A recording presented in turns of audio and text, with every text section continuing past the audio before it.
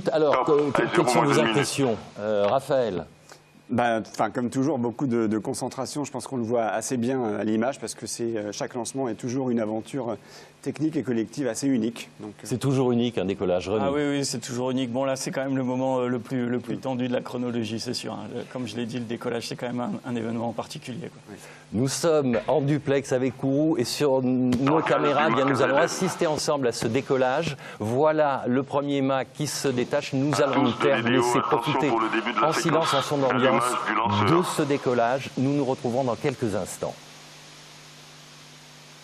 Top à 0 moins 20 secondes. Largage du mât VKM.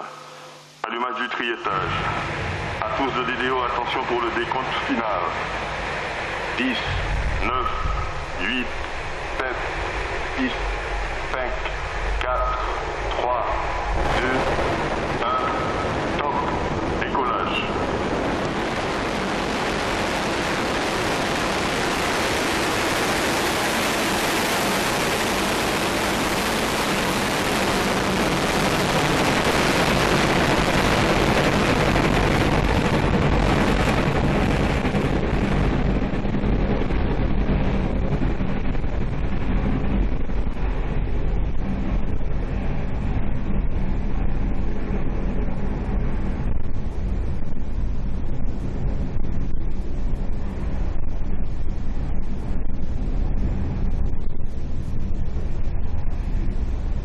Eh bien, nos caméras arrivent encore à suivre Soyouz au-delà de la barrière nuageuse. On le voit en filigrane pratiquement. Il a décollé avec ses 20 moteurs qui poussent en ce moment. Est-ce qu'on peut évoquer donc en détail cette première partie de vol, ce vol atmosphérique? Oui, alors la partie du vol atmosphérique, cette phase de vol, souvent on dit qu'elle est un peu figée, elle est quasiment invariante un petit peu d'un vol à un autre. Parce que l'objectif là, c'est vraiment de garantir la tenue structurelle du lanceur. Donc on essaye de voler avec un angle d'attaque nul, effectivement. Et le suivi de tout ce vol est autorisé et permis grâce à une opération qui est très importante, qui est le CVI, qui est le contrôle visuel instantané. C'est clé durant le lancement parce que d'abord, ça permet de vérifier que le vol, lui, est nominal.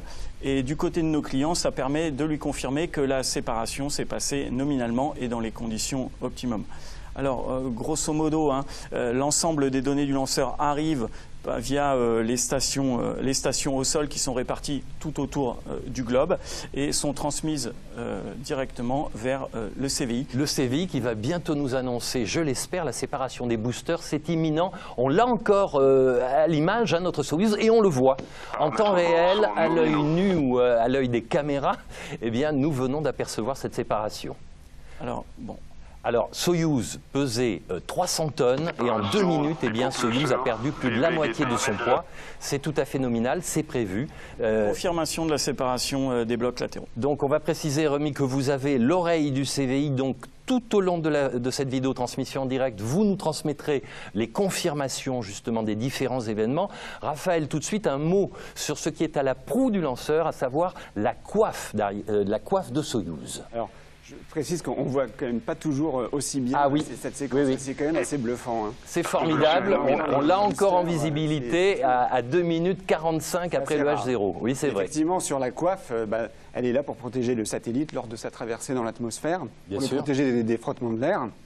Et dès que le lanceur va avoir dépassé cette limite de l'atmosphère, se retrouver dans le vide spatial, on n'aura plus besoin de cette structure pour protéger les satellites. Donc on va tout simplement les larguer la coiffe. C'est 2 demi-coiffes. En faisant ça, on se débarrasse aussi d'un poids mort qui ne sert pas à la suite de la mission. Voilà, et donc, on s'allège de toute façon au fur et à mesure. On a séparé les boosters, on sépare la coiffe. Voilà. C'est le principe de base d'une séquence de lancement. Et puis, on ne le dit pas souvent, mais c'est vrai que c'est une séquence assez majeure, puisque je vous laisse imaginer si jamais cette séquence-là, cette manœuvre-là ne se passait pas bien, au moment où on voudra séparer le satellite dans l'espace, je pense qu'on aurait quelques surprises. Oui, c'est un moment important, la séparation de la coiffe qui se fera par séparation en 2 demi-coiffes. Alors, on peut peut-être tout de suite parler de la spécificité. C'est une coiffe ST, donc c'est l'acronyme de spécial tropique, Rémi.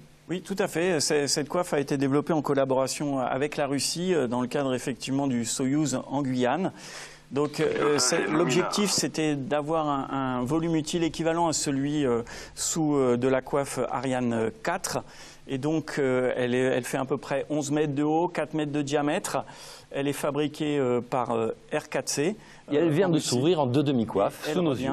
Alors ici, il s'agit d'une simulation, hein, il faut bien le rappeler. Donc voilà, il faut attendre la confirmation.